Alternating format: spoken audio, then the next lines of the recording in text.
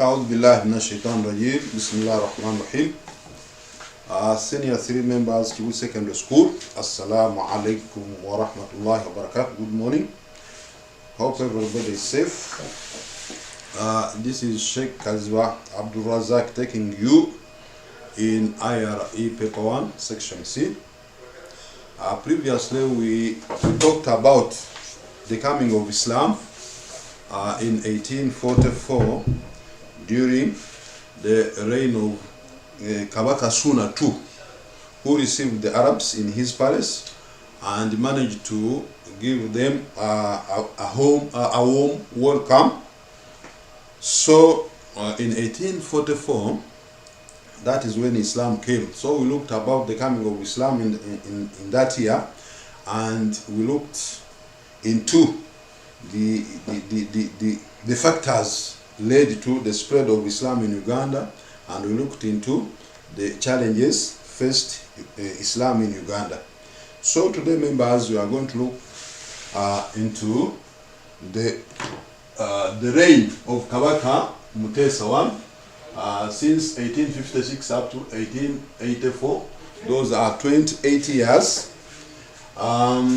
Then when we say that Kabaka Mutesa I was the son of Kabaka Suna II, succeeded him, took the leadership of Buganda Kingdom, had his contributions towards Islam in Uganda. So you can say roles played by Mutesa I in the spread of Islam as far as the prosperity of Islam in Uganda. So we can term that also as Kabaka Mutesa I's contributions or his services towards Islam. So when they ask you about roles played by Mutesa I, it is the same as contributions of Kabaka Mutesa I towards the prosperity, towards the advancement, towards the existence of Islam in Uganda. We have started with the first role or the first contribution as his conversion,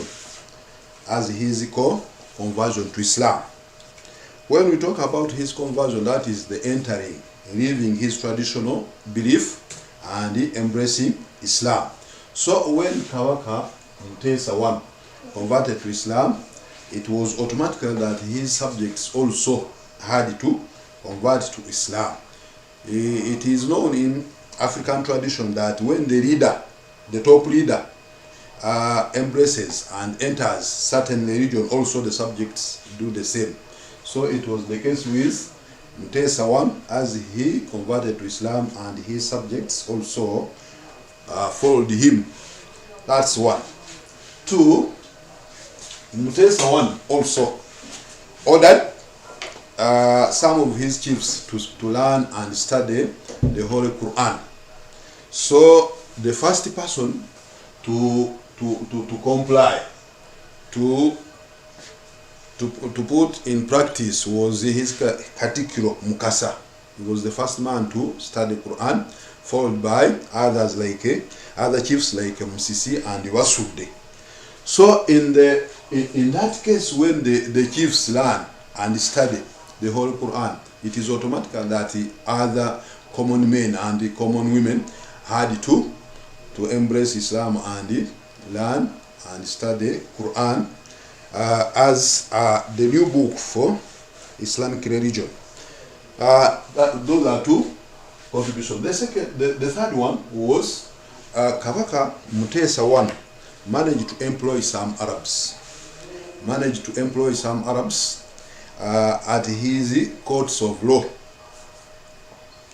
At his courts of law, he employed them as court clerks, employed them as advisors, employed them as teachers. So with the employment of these Arabs also, it was a big contribution towards Islam, because they were Muslims.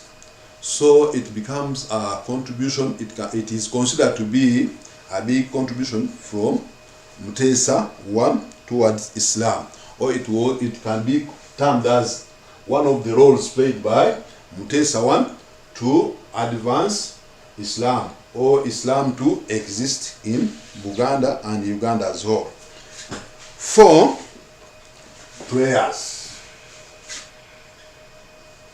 Prayers. We can say that Mutesa I observed the Islamic prayers, especially Juma prayer. He used to go to Juma prayer to pray it in congregational manner, in congregational way. So Mutesa I, as he was going to the mosque to pray Juma prayer, a big followers, a big following. People used to follow him to go and pray. Also, it can be termed as one of his roles to go and pray in congregation. Many people followed him to the mosque and prayed congregation prayers, and most especially Juma prayer. So with Juma also we can say that also Mutesa I managed to put in place a flag, an Islamic flag. It can be termed as the 5th raising the Islamic flag, raising the Islamic flag, raising up the Islamic flag. Mutesa I used to raise up the Islamic flag during Juma prayer. It was arrayed in color with a star and the moon, with the moon and the star in it. So it was known that that was an Islamic flag put up by Kabaka Mutesa to show that it was Juma day. So everybody, whoever sighted and saw that flag, knew that today is Juma and we have to go for a prayer. So that can be considered as one of the roles played by Mutesa I, as he used to contribute towards Islam. Number 5, we can say construction. Number 6. Number 6, you can say constructions of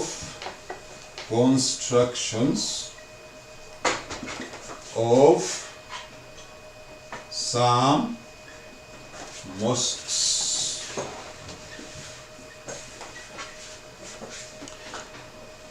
Yes, he, as Kabaka of Uganda Mutesa, had his mosque at Nablagala.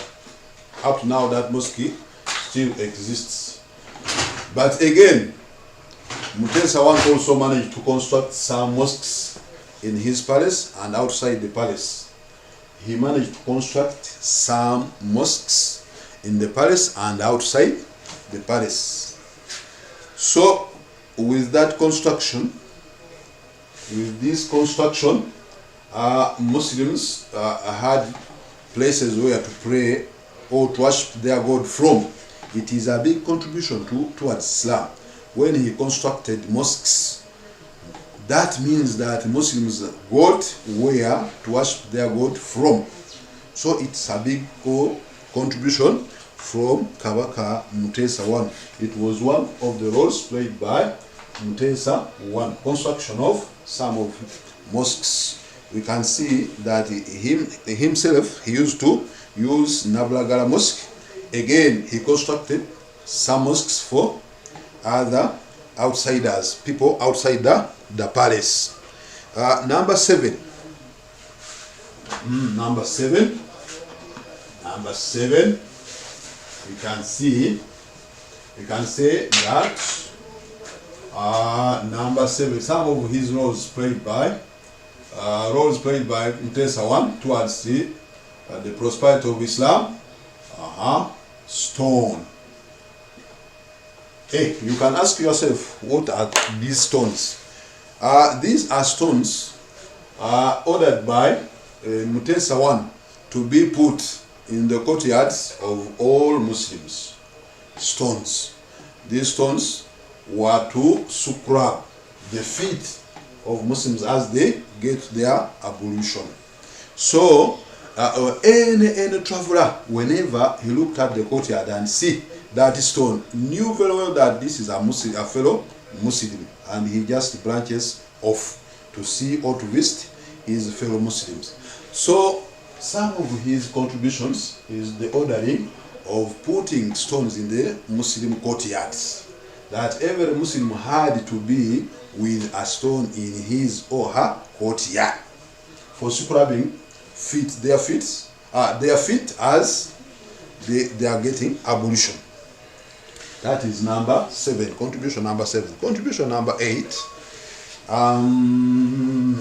Fasting.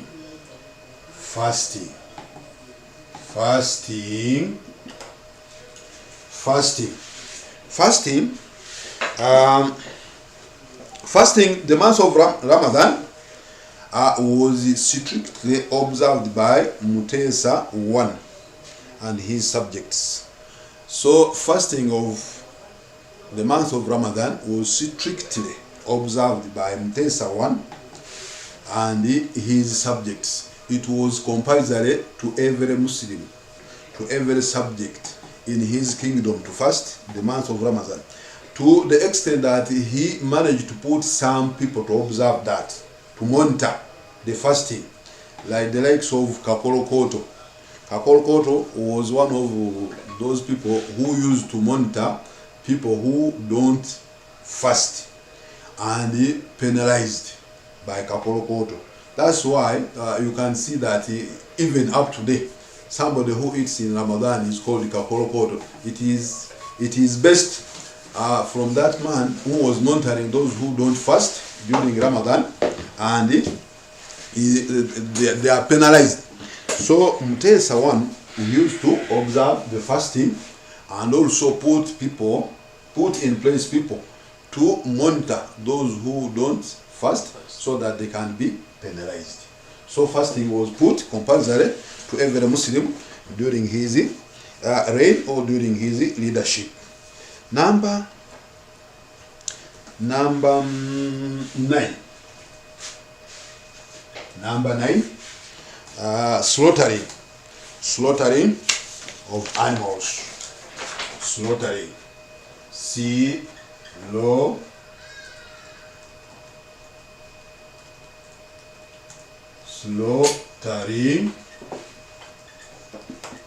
of animals.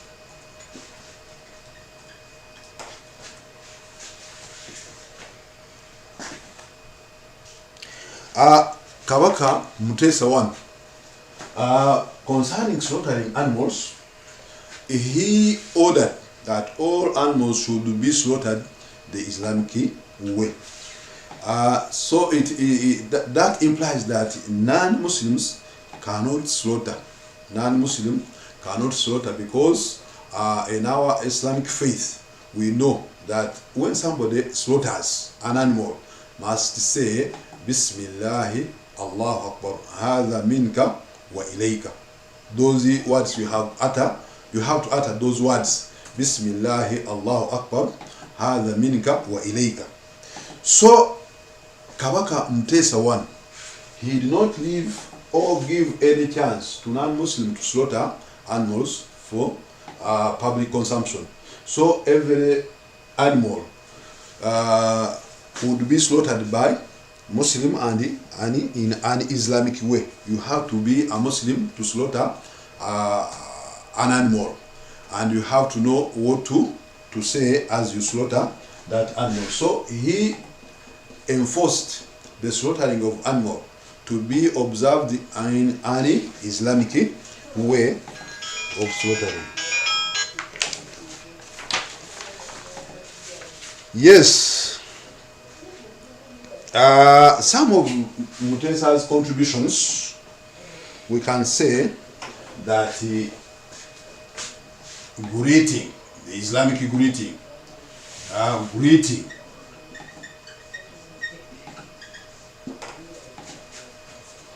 Mutesa I emphasized on the greeting, so he adopted the Islamic type of greeting, that is Assalamu alaikum wa rahmatullahi wa barakatuh. Assalamu alaikum wa rahmatullahi wa barakatuh. He, Mutesa, enforced this word, I mean the greeting. So he took salam to be the state greeting. It was adopted as the state greeting. So he ordered all his chiefs that they don't say anything without prioritizing Islam. You cannot address the king. You cannot bring your issue before saying Salamu alaikum wa rahmatullahi wa barakatuh. So Mutesa one, he emphasized and told every chief that whenever you address me after saying that greeting, Islamic greeting, Assalamu alaikum wa rahmatullahi wa barakatuh. So also it was one of his achievements, I mean his roles played or his contribution, putting salam as a state greeting. Every chief would come and say Salamu alaikum wa rahmatullahi wa barakatuh. Also, number 11, he went ahead. Number 11, he went ahead to teach them proper saying of salam. Proper saying of salam. He went ahead to teach people the proper way of saying Assalamu alaikum wa rahmatullah, because he liked it, adopted it, and he put it to be the Islamic, I mean the state greeting, that any chief comes his way to address him must begin with Assalamu alaikum wa rahmatullahi wa barakatuh. Also, he went a step ahead to teach them the proper way of saying Assalamu alaikum wa rahmatullahi wa barakatuh. And some people, you can hear that some people, the way they bring salam, it is not in the proper way. Salam alaikum. It is not that way. So Kabaka Mutesa one went ahead to teach his subjects, teach his chiefs, teach his people the proper way of saying Assalamu alaikum wa rahmatullahi wa barakatuh. So we can regard this as some of his contributions towards Islam. Yes. Number 12. Number 12, some of his contributions. Number 12. Number 12.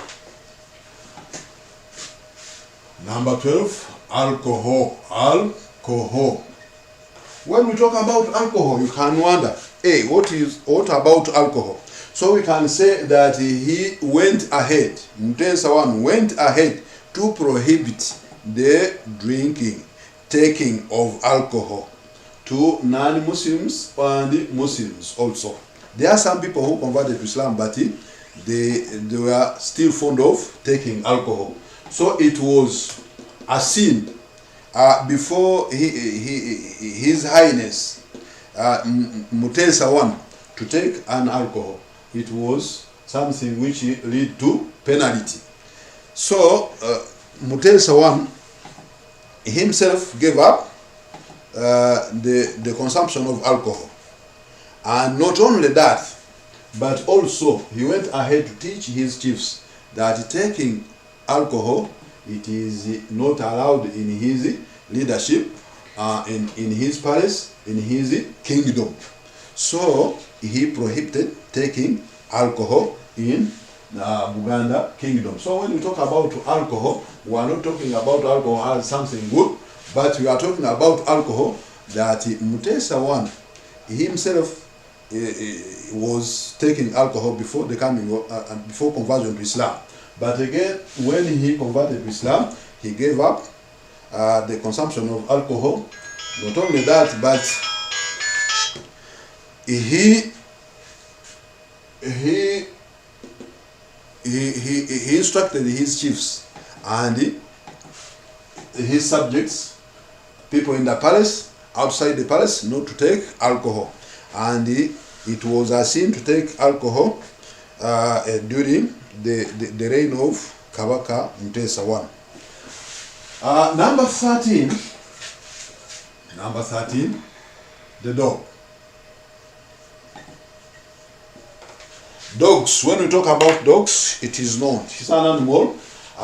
Many of us, some of us, or some people, they put animals, this animal, in their home, these animals in their homesteads, or either for protection or just because they like dogs. But in Buganda, they had the culture of hunting. So when we talked about pre-Islamic Uganda, as we talked about the social aspect of life, the way people used to live before the coming of Islam. Also, we talked about the hunting. The hunting was one of the social life and the culture in Uganda. Hunting, even Kabaka himself used to go hunting, but they used dogs to go and hunt. So when Mutesa I converted to Islam, he refused people to go hunting using dogs. He refused them, or he prohibited, it was prohibited to go to hunt using dogs, because in Islam they look at a dog as something which is impure.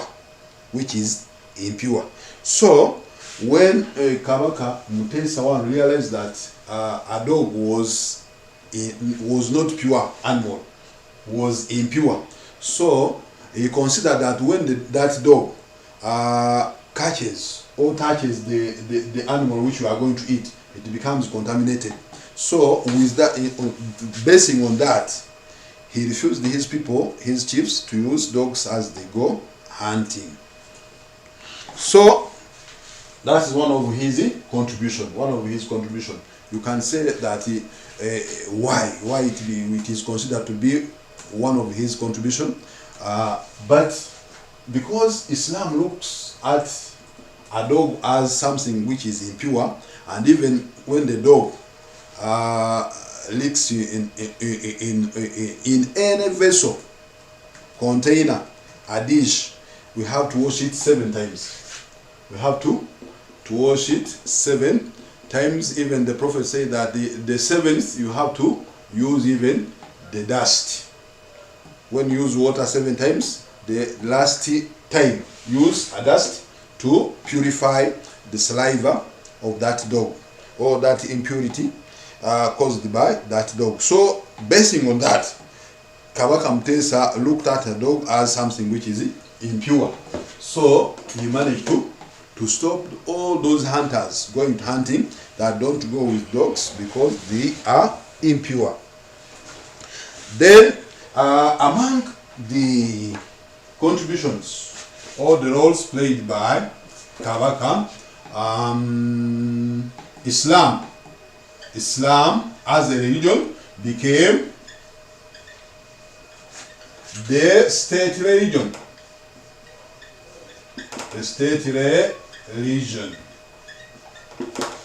Mutesa I managed to make Islam as the state religion. Managed to make Islam as the state religion. In 1875,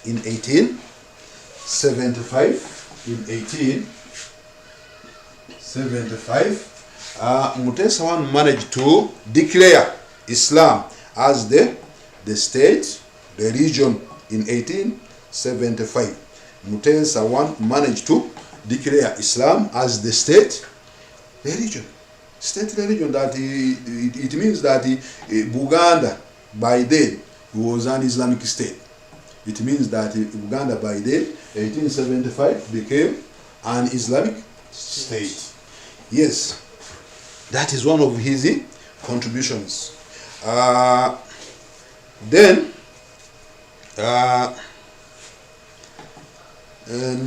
number 15. Death penalty. Death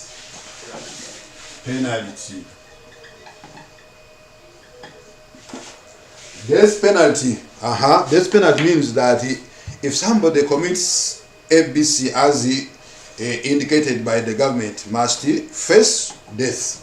That is death penalty. So death penalty came as a result of violating the 3 Islamic rituals. The 3 Islamic rituals, these were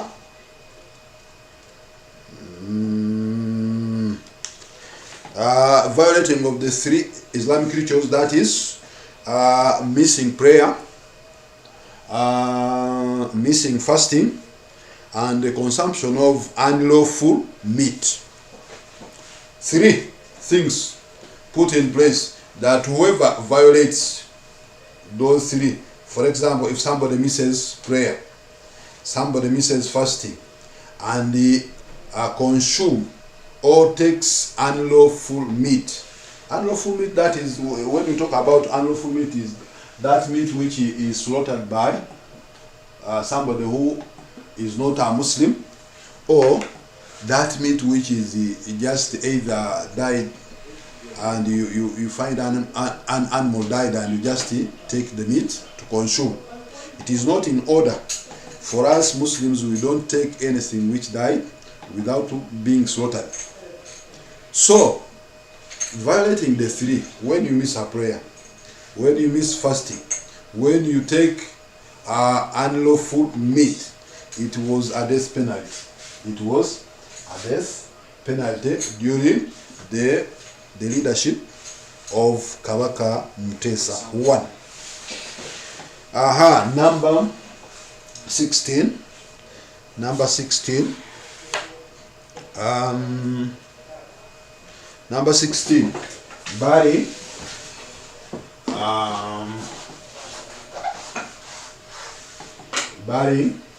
number 16. This we can talk about Joe. Barring the royal families, or people died in the royal families. Whoever died, they used to remove their jaws. They used to remove their jaws, and they were buried without jaws.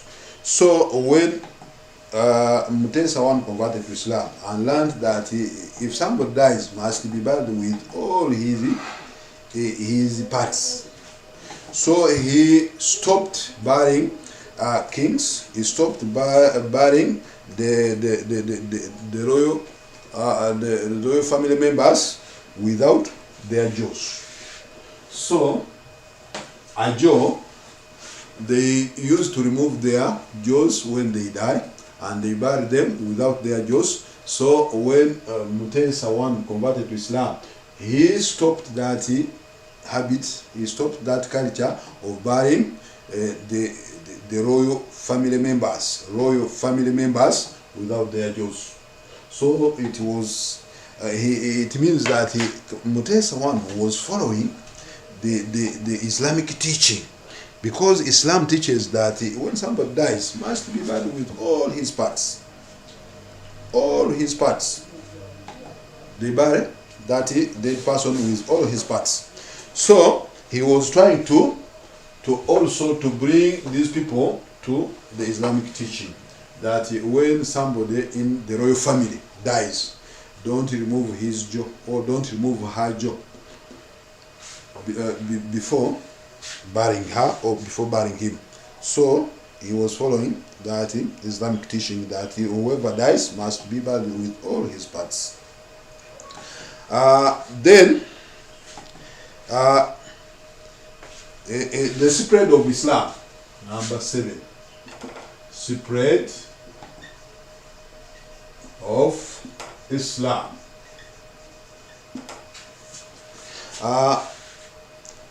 Mutesa I, during his leadership, he managed to send his son Mwanga and Savadu to Kabarega of Bunyoro. That was the king of Bunyoro, Kabarega. So Mutesa I tried to convince him to convert to Islam. Spread of Islam. the way he spread Islam, he managed to send his son Mwanga and Sabadu to Kabarega of Bunyoro to call him to convert to Islam. It is a big achievement. Many of us, we fail to spread Islam. We fail even to tell our colleagues we work with at work that Mr. Patrick or Mr. Fred or Mr. Emmanuel convert to Islam. We fail to tell them the truth. But Mutesa I managed to send his son, Mwanga.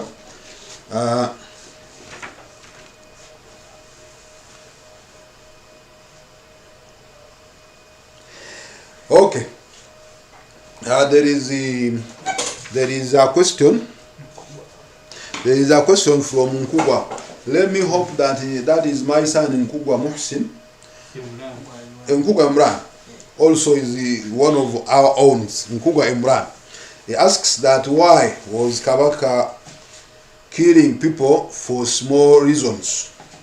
Yes, Kabaka, they had that extreme power. Even we talked about that when the Arabs came in 1844, they found Kabaka Suna with a lot of powers. Can kill, can give life, and can kill. To the extent that they thought that they have that we call it that is supreme power, so that they can kill and give life. That's why even the Arabs started teaching these people. They killed people for small reasons, because they didn't know that there is a supreme God above them. They didn't know. So they knew that they are the supreme leaders, because they didn't know that there is supreme God in the heaven. For them, they didn't know. That's why they were killing their people for small reasons. Nkugwa, I think I was clear. But when they learned about Islam, when they converted to Islam, they knew that there is supreme God above them. That's why those who were Muslims, they did not kill people anymore for small reasons. They could kill them for bigger reasons. That's why we tell you that when the Arabs came, they found Kabaka with that extreme power. With that he's the last man, is the decision is somebody not answered. When he orders, there is no answer. When he tells you that you go this way, you have to do so. When he tells you that he bring that wife of yours, you have to say that yes, Your Highness, we have responded positively. Bring your vehicle, bring A, B, C. You have to do so. So they had that power, because they didn't know that there is supreme God above them. They didn't know. That's why they are killing people. Yes, when we talk about spread of Islam, we are talking about that Kabaka Mutesa I managed to send his son Mwanga and Sawadu to Kabalega to propagate Islam and to tell him that we learned that there is God above us, and we learned that there is a new religion which is better than our traditional beliefs. But he also, Kabalega did not respond positively. He did not convert to Islam. They sent him Amat. They sent him Aketo for wudu. They sent him what again? They sent him 3 things, but I can recall 2. That is Amat and Aketo. Yes. So that is spread of Islam. When we talk about spread of Islam in that line, we are talking about sending his son Mwanga and sending Sabadu to convince Kabarega to convert to Islam. Number 18. Number 18, the Islamic attire. Number 18, the Islamic attire. The Islamic attire. The Islamic attire. When we talk about Islamic attire, That is the kanzu. We are talking about kanzu. We are talking about long dress. We are talking about veiling for ladies, veiling their heads for ladies. So during the reign and during the leadership of Mutesa I, he managed to convince his subjects, his chiefs, at least to adopt Islamic attire. That's why they started putting on kanzus, and the kanzu became the attire for Uganda because of this command from Mutesa I. The kanzu became an attire. That's why they say that Murera, kanzu ya Uganda, Murera, but it was Kabaka Mutesa I who introduced this attire to Uganda, and it became the Uganda attire from that era. And the veiling, the lady veiling, also it was Kabaka's Mutesa's initiative to bring Islamic attire in his society. That's why they adopted the kanzu, the long dress, and the veiling. So that is when we talk about Islamic attire, we talk about kanzu, specifically kanzu, long dress, veiling, and the turban. The turban, echitambala, the turban. Yes. And the second last also when we talk about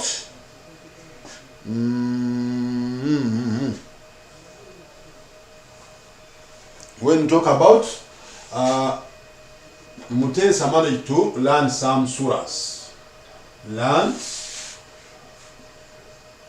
some chapters in the whole Quran. Mutesa I managed to learn some chapters in the whole Quran. Remember that in Islam we cannot practice our Islam without knowing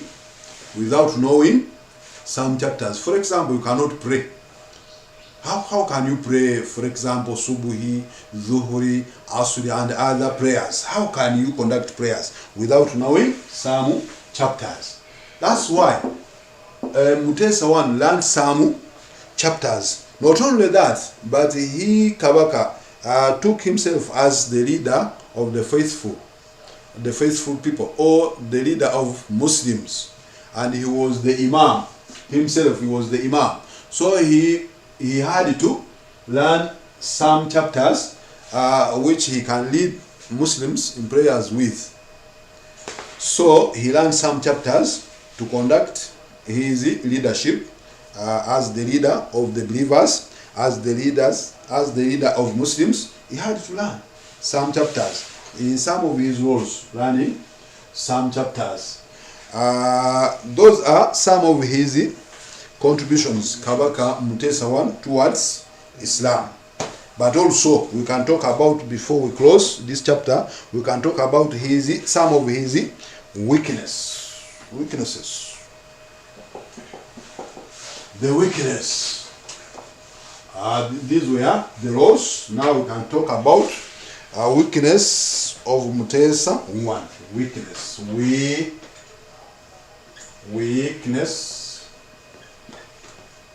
of Mutesa I.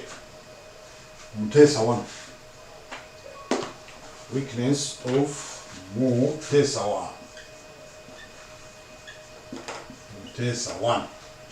One.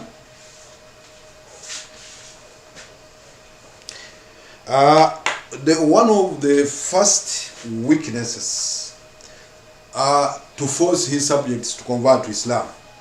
Members, as much as we need people to convert to Islam, Islam doesn't tell us to force others to enter Islam.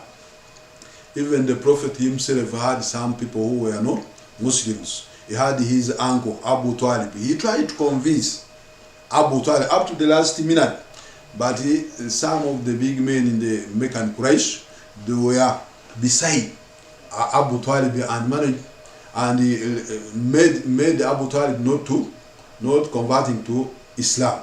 So Islam as much as we need people to convert to Islam, but Islam doesn't tell us to force others to enter Islam. So one of Mutesa's mistakes was to force his subjects to enter Islam. So as soon as he died, those who entered Islam against their will, they denounced Islam. As soon as Mutesa I died, those who entered Islam not wholeheartedly, they denounced Islam because they entered because of fear, out of fear. They are fearing their leader, Kabaka Mutesa. So one of the weakness, forcing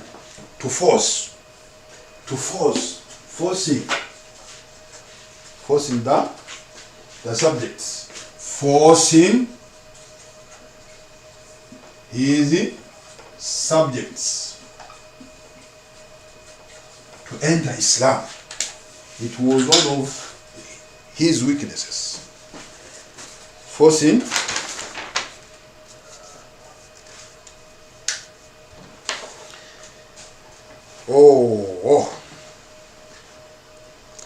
yeah, there is a question in place. How did the Arabs communicate with Kabaka? At first they used signs. That's why even the Bazungus, when they came in 1877, they were called Bangereza. Bangereza means those who use signs. Bangereza. They just used signs.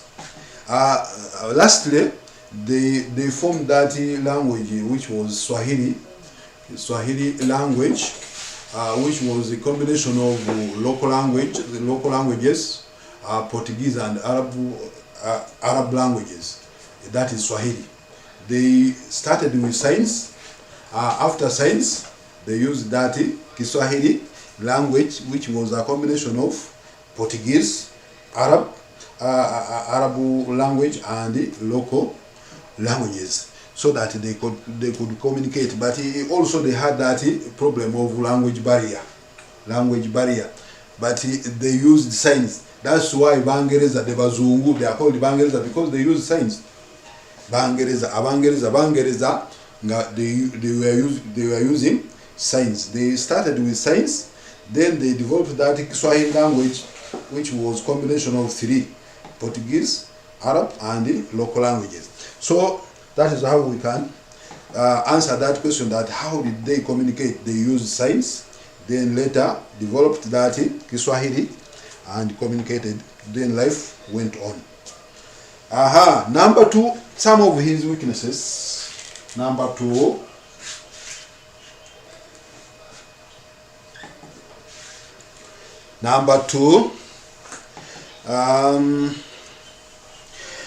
they say that Mutesa himself, much as he penalized those people taking alcohol, also himself he did not give up taking some of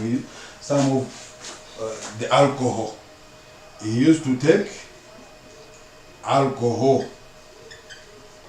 Much as he penalized whoever takes alcohol was penalized, but he himself did not give up with drinking liquor or drinking alcohol. He used sometimes to take. You see that the Buganda culture, being Kabaka, also you cannot drop out all the culture, all the culture. You cannot, because some leadership and some aspects of leadership in kingdom must be mixed up with the culture, like drinking alcohol, going for these people, the magicians. Also, you have to ask them about to tell you the faith of your kingdom and so on and so forth. So you can see that he also himself, Kabaka, he did not circumcise, because there is that tendency or that mentality that Kabaka doesn't shed blood. That Kabaka doesn't shed blood. That's why they cannot be circumcised. Kabaka Taiwa Musai.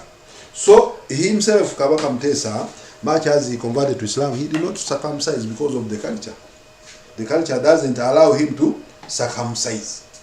Also, he did not completely leave alcohol because of the culture. Sometimes he could participate in culture festivals and take some alcohol. Aha, 3. Mutesa also continued to honor ancestral spirits. Ancestral spirits that you cannot lead Uganda without that mentality. Without that mentality of believing in ancestral spirits. Ancestral spirits, you have to talk about mizimu. Ancestral spirits, mizimu. Mzimu kwa jaja, mzimu kwa jaja, gogera kono, like that stuff. So also he did not give up the ancestral belief in ancestral, the belief in ancestral spirits. Yes, belief in ancestral spirits. He did not also abandon it entirely. So also he continued believing in those culture. Then in 1876, belief, number 3, that is belief in ancestral spirits. Number 4, in 1876, he wrote a letter. He wrote a letter to the Queen, calling missionaries. He wrote a letter calling for missionaries and calling for missionary Christian missionaries. Also brought about grudges between different religions, Muslims, yes, and Christians, and later they developed into which is known as religious wars,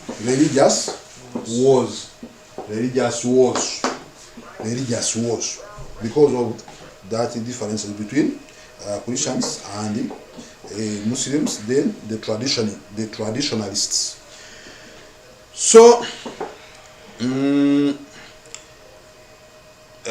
also in 1876 he massacred and killed 100 Muslims. In 1876 he killed Muslims. Those 4, 5. In 1876 he killed 100 heads of Muslims. 100 Muslims. Why he killed those people? Because those people, they were like the tablighs. They are extremists. They could not line up to pray behind him because he was not circumcised. Because he was not circumcised, so they denied him the right of leading them in prayer. So they refused to follow him. That's why he, as if he was going to give them something, he called them. They converged at Namugongo in 1876 and massacred around 100 of them. Then those who survived that massacre, they fled and ran away to other areas. But in 1876, he managed to kill 100 Muslims. Those are some of his weaknesses. Then in 1880, also, as he was approaching his death, he was not stable. In 1880, Mutesa gave the Uganda freedom to choose any religion. Remember that he had declared Islam as the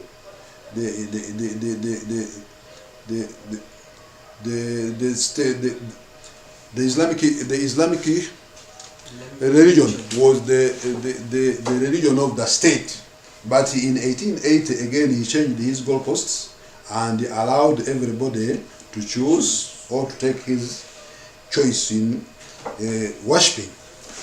That's why you can find that many Muslims in that aspect, they lost the trade, they lost trust, and they started saying that Mutesa is no longer a Muslim, and that's why some of the historians say that Mutesa died as a traditionalist, not a Muslim.